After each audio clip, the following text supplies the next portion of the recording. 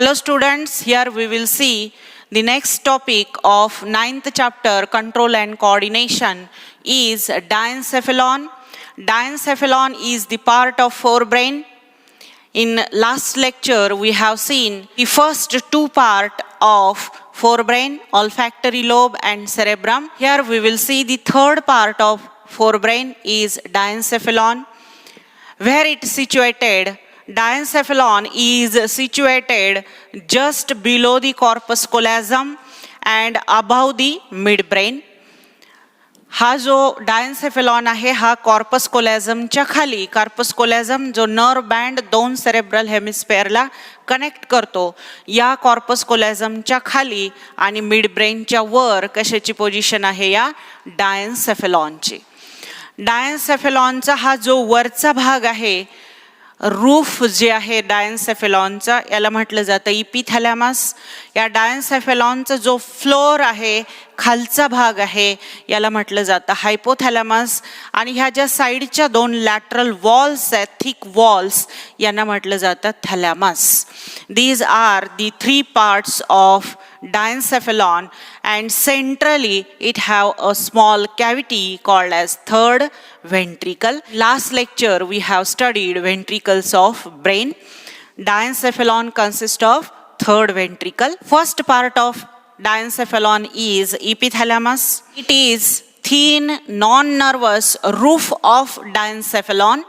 हा जो epithalamus आहे हा अतिशय पातळ आणि नॉन नर्वस म्हणजे no grey matter no white matter असा हा वरचा रूफ आहे, वरचा भाग आहे, ज्याला म्हटलं जातं epithalamus. Interiorly it is fused with pia matter and form anterior choroid plexus. Interior साईडला हा या पिया मॅटरशी कनेक्ट होतो, अँटेरियर कोरॉइड प्लक्सस तयार करतो. या मॅटर मध्ये सगळ्या ब्लड कॅपिलरीज आहेत आणि हा याचा अँटेरियर पोर्शन हे दोघं मिळून कॅपिलरीचं जाळं तयार करतात इथे, ज्याला अँटेरियर कोरॉइड प्लक्सस म्हणतात. हा anterior choroid plexus CSF secrete करतो, cerebrospinal fluid. Dorsal wall of epithalamus connected to pineal body by a pineal stalk. हा जो वरचा डॉर्सल पार्ट आहे, हा डॉर्सल वॉल जो आहे इपिथॅलॅमसचा, हा पिनियल बॉडीशी कनेक्ट असतो पिनियल स्टॉकच्या साहाय्याने. याला म्हणायचं पिनियल स्टॉक. ही पिनियल बॉडी ही एक प्रकारची एंडोक्राइन ग्लँड आहे. या एंडोक्राइन ग्लँडला हा इथे कनेक्ट असतो. सुरुवातीच्या काळामध्ये या ग्लँडला वेस्टिजियल ग्लँड म्हटलं गेलं, त्याचं काही फंक्शन नाही असं समजलं गेलं, परंतु नंतर लक्षात आलं सायंटिस्टच्या, पिनियल बॉडी मेलॅटोनिन नावाचा हार्मोन सिक्रेट करते आणि हा मेलॅटोनिन हार्मोन स्लीप इंड्यूस करतो. म्हणजे आपल्याला जी झोप येते ते या मेलॅटोनिन हार्मोनमुळे येते. हा स्लीप इंड्युसिंग हार्मोन आहे. As well as it is related to reproductive behaviour.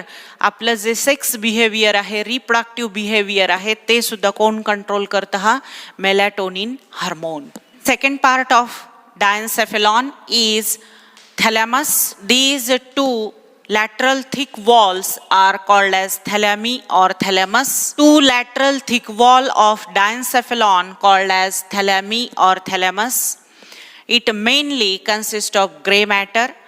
डायन्सेफेलॉनच्या ह्या ज्या साईडच्या दोन वॉल्स आहेत, थिक वॉल्स आहेत, यांनाच काय म्हटलं जातं? थॅलॅमी किंवा थॅलॅमस. याच्यामध्ये फक्त ग्रे मॅटर असतं, व्हाईट मॅटर ॲब्सेंट आहे.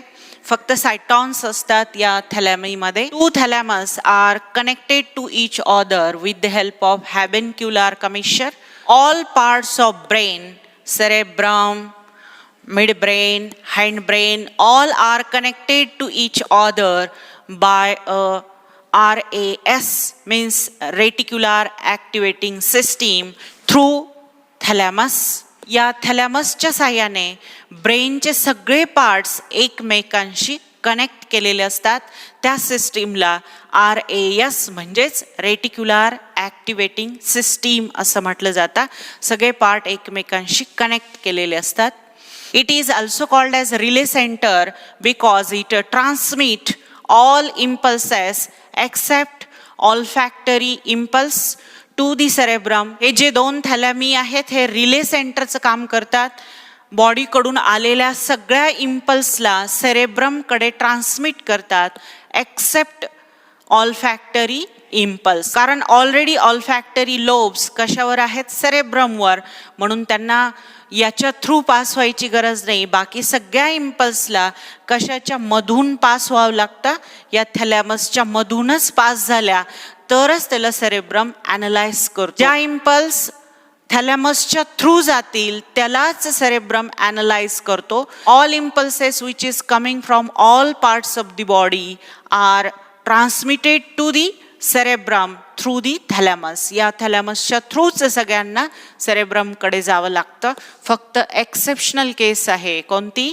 ऑल्फॅक्टरी इम्पल्स. बाकी सगळ्या याच्या थ्रू ट्रान्समिट केले जातात सेरेब्रमला, म्हणून याला रिले सेंटर किंवा यालाच म्हटलं जातं gate keeper. It act as gate keeper.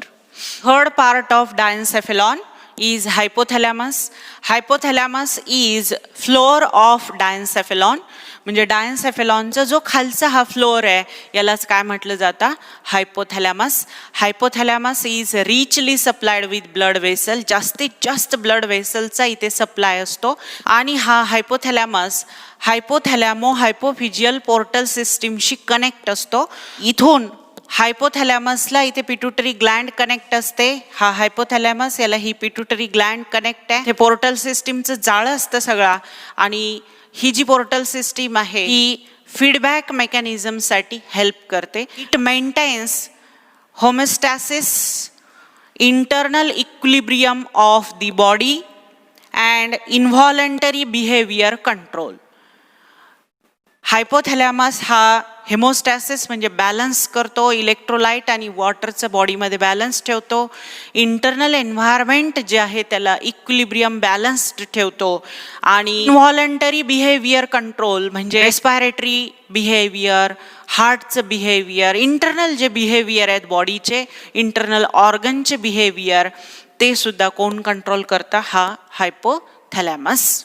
Like the cerebrum, hypothalamus also have hypothalamic nuclei. Like brain have basal nuclei or basal ganglia in the white matter.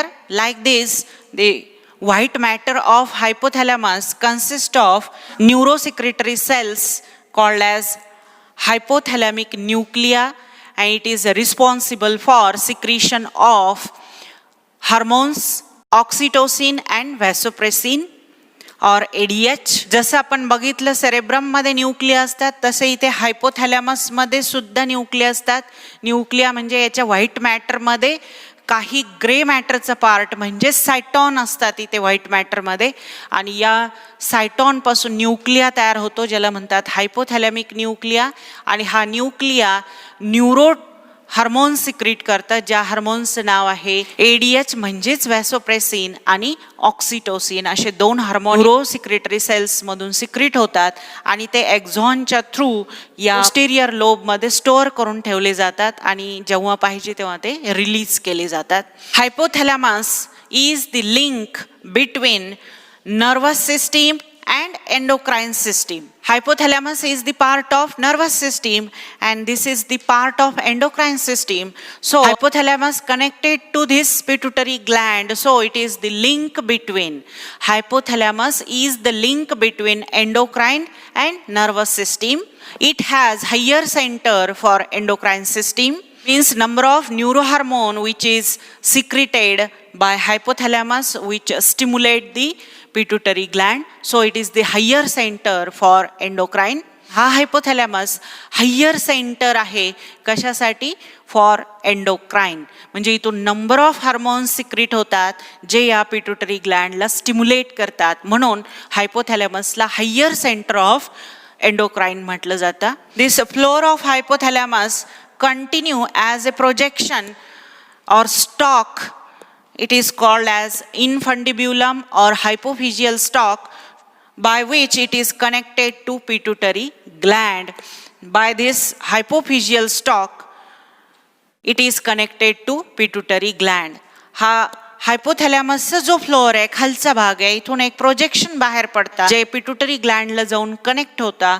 या पार्टला म्हणायचं हायपोफिजियल स्टॉक किंवा यालाच म्हणतात इन्फंडिब्युलम, जे कशाशी कनेक्ट होतं? या पिट्युटरी ग्लँडशी. म्हणजेच ही नर्वस सिस्टीम कशाशी कनेक्ट होते या एंडोक्राइन सिस्टीमशी. Hypothalamus connect to pituitary gland by physically as well as functionally.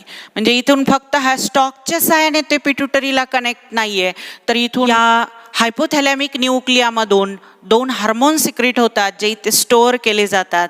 म्हणून इथे फंक्शनली आणि फिजिकली हायपोथॅलॅमस कशाशी कनेक्ट असतो या पिट्युटरी ग्लँडशी. Inferior surface of hypothalamus have optic chiasma and pair of mammillary bodies. Optic chiasma is the crossing of optic nerves. 2 optic nerves which is coming from eye, they are crossed here and then goes into the right and left optic lobe. Here this crossing of optic nerves called as optic chiasma, and it also have pair of means 2 mammillary bodies. Mammillary bodies are unique feature of mammalian brain. It is present only in mammalian brain. These mammillary bodies are responsible for recollective memory. याचा जो inferior part आहे हायपोथॅलॅमसचा, इथे optic चायझ्मा असतो. 2 optic nerves ज्या eyes कडून आलेल्या त्या इथे क्रॉस होतात. राईटची लेफ्टला जाते, लेफ्टची राईटला जाते. इथे ऑप्टिक चायझ्मा तयार होतो आणि याच्या साईडला इथे एक पेअर असते मॅमिलरी बॉडीजची. ह्या मॅमिलरी बॉडीज फक्त मॅमेलियन ब्रेनमध्ये असतात. हे युनिक कॅरेक्टर आहे मॅमेलियन ब्रेनचा. काय फंक्शन आहे याचा? रिकलेक्टिव्ह मेमरीसाठी. What is recollective memory? म्हणजे आपण पास्टमध्ये जे काही एक्सपिरियन्स केलेलं असतं ते थोडंफार आठवतो. तो एखादा छोटासा एपिसोड आपल्याला आठवतो, त्यालाच म्हणायचं recollective memory. Hypothalamus controls heart rate, respiratory rate, blood pressure, body temperature, water and electrolyte balance, हे खूप सारे फंक्शन्स कंट्रोल केले जातात. हार्टचा rate, respiratory rate, BP control केलं जातो, बॉडी टेम्परेचर कंट्रोल केलं जातं, इलेक्ट्रोलाइट आणि वॉटर बॅलन्स केलं जातं. असे नंबर ऑफ फंक्शन्स कोण परफॉर्म करतं? Hypothalamus. It has centres for hunger, thirst, sleep, fatigue, satiety center, secretion of glands of stomach and intestine. Hypothalamus have complex circuit of limbic system which connect a different part of diencephalon as well as other parts. It is responsible for emotional reaction, motivational drives and memory. बघा खूप सारे functions आहेत या हायपोथॅलॅमसचे. Hunger, thirst, sleep म्हणजे भूक लागणे, तहान लागणे, झोप येणे, फटीग, सटॅटरी सेंटर. सटॅटरी सेंटर म्हणजे रेग्युलेशन ऑफ इनटेक ऑफ फूडच्या वेळी जेवण घेतो हे पण म्हणजेच भूक लागणे थोडक्यामध्ये. अपेटाईट कंट्रोल केलं जातं इथे. Secretion of stomach and intestinal Gland म्हणजे इंटेस्टाईन आणि स्टमकच्या ज्या ग्लँड्स आहेत त्या कधी सिक्रीट करायला पाहिजे त्यांनी सिक्रिशन, हे सुद्धा कोण ठरवतं? हा हायपोथॅलॅमस. आपल्या हार्टचा रेट, रेस्पिरेटरी रेट, आपला बीपी, बॉडीचं टेम्परेचर हे सगळं कोण कंट्रोल करतं? हा हायपोथॅलॅमस. बॉडीमध्ये इलेक्ट्रोलाइट आणि वॉटरचं बॅलन्स, इमोशनल रिॲक्शन्स ज्या देतो आपण, आपल्याला दुःख झाल्यानंतर, आनंद झाल्यानंतर आपण ज्या इमोशनल रिॲक्शन्स देतो त्या सुद्धा कुठे कंट्रोल होतात? या हायपोथॅलॅमसमध्ये. इमोशनल ड्राईव्ह्स ज्या तयार होतात, आपल्या मनामध्ये आपण संकल्पना तयार करतो की असं असं केलं पाहिजे, आपण हे ठरवलं पाहिजे, आपले हे उद्देश आहे, अभ्यास केला पाहिजे, आपण आपल्या स्वतःलाच मोटिवेट करतो, ते सुद्धा कोण कंट्रोल करते? हा हायपोथॅलॅमस. मेमरी म्हणजे स्मरणशक्ती, म्हणजे आपण जे वाचन केले, आपण जे समजून घेतले ते आपल्याला किती आठवतं, नंतर किती आपण मेमराईज करतो, हे सुद्धा कोण कंट्रोल करतं? हायपोथॅलॅमस. असे नंबर ऑफ फंक्शन्स कोण परफॉर्म करतो? हा हायपोथॅलॅमस.